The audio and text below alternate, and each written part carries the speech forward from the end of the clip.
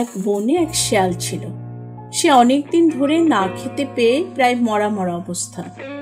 সে একদিন পথের ধার দিয়ে যাচ্ছিল। যেতে যেতে ভাবছিল, আমি কয়েকদিন ধরে না খেয়ে এতই দুর্বল হয়ে পড়েছি যে আমার পক্ষে শিকার করা সম্ভব নয়।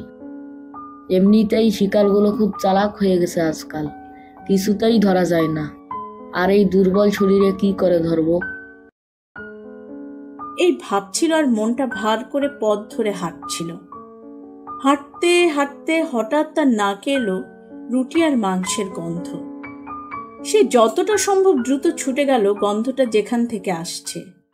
গিয়ে দেখে একটা গাছের কোটরের মধ্যে কিছু রুটি আর মাংসের টুকরো রাখা আছে।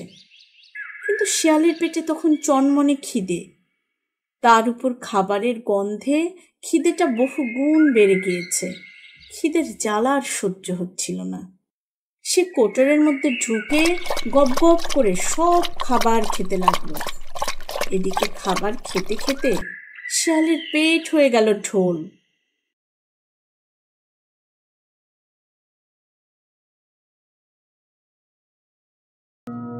কি ব্যাপার শিয়াল ভাইয়া, তুমি কাঁদছো কেন? তোমার কি হয়েছে? আর বলো না মামা, অনেক খিদে পেয়েছিল। খিদের জ্বালায় মরতে বসেছিলাম। অবশেষে এই কোটরের মধ্যে কিছু খাবার পেয়ে তাই খাচ্ছিলাম। এখন মনে হচ্ছে খাওয়াটা একটু বেশি হয়ে গেছে। বের হতে পারছি না কোটর থেকে, পেট আটকে গেছে। কি করা যায় বলো তো? এতে আর চিন্তা করার কি আছে ভাইয়া, কিছুক্ষণ অপেক্ষা করো। পেটের খাবার হজম হয়ে গেলেই তোমার পেটটা কমে যাবে, আর তখন তুমি অনায়াসে বেরিয়ে আসতে পারবে। অনেক ধন্যবাদ মামা, আমার এ কথাটি মনেই ছিল না।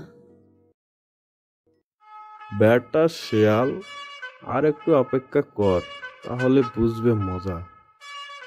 যখন রাখাল পিছনে কয়েকটা পিটুনি বসায় দিবে, তখন বুঝবি। মরবি তুই বেটা, মরবি। কিছুদিন পর বাঘ বনের পাশ দিয়ে যাচ্ছিল। শিয়াল গাছের আড়াল থেকে দেখছিল আর মনে মনে ভাবছিল, বেটা বাঘ, আজ তুই যাবি কোথায়?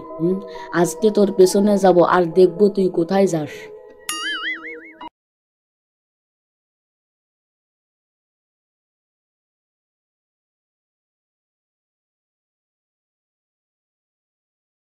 সেদিন যখন আমাকে পিটুনি খাওয়াইছিলেন তখন আমার কেমন লাগছিল।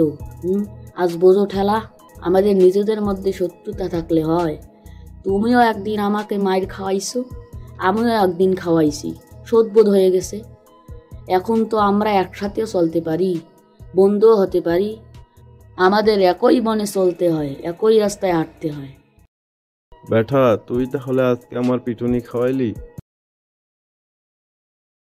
শেয়াল পণ্ডিত অনেক চালাক, ওর সাথে শত্রুতা করলে চলবে না, বন্ধু হয়েই চলতে হবে। ঠিক আছে চলো ভাইয়া, বাসায় যাই। উফ, আহ